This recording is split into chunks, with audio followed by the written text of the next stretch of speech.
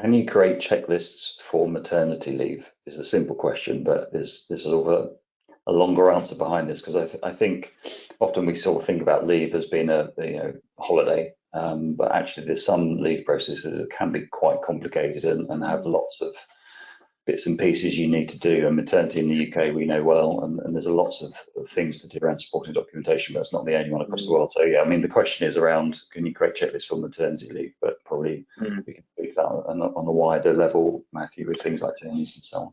Yeah, I think parental leave is a really interesting one that is coming up time and time again with obviously the amount of just process, checklists, tasks that employees need to think about.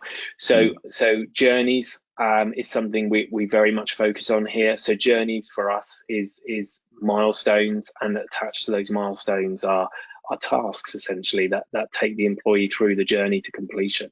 Those tasks can be pieces of content, they can be actions, they can be checklists, for example. In that example, they can be forms to fill in, or they can just be great help and guides for the employee. But journeys, parental leave is something we've seen probably more recently in journeys, but it's fantastic. Organizations are thinking that way. Historically, it was always onboarding. That was the main journey and the main focus.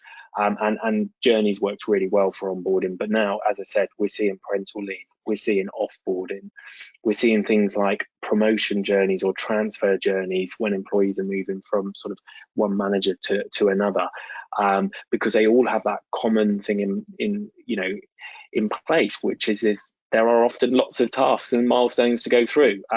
So it makes sense to bring that all together in a platform for the employee. Yeah, Great question. We're seeing our first customers doing this with some of the leave for carers in the US, and we've got one Nordics customer that's got particularly painful processes around leave in terms of painful to manage. So yeah, that's a trend that's coming through. Actually, it's really interesting to see what customers are doing with the platform.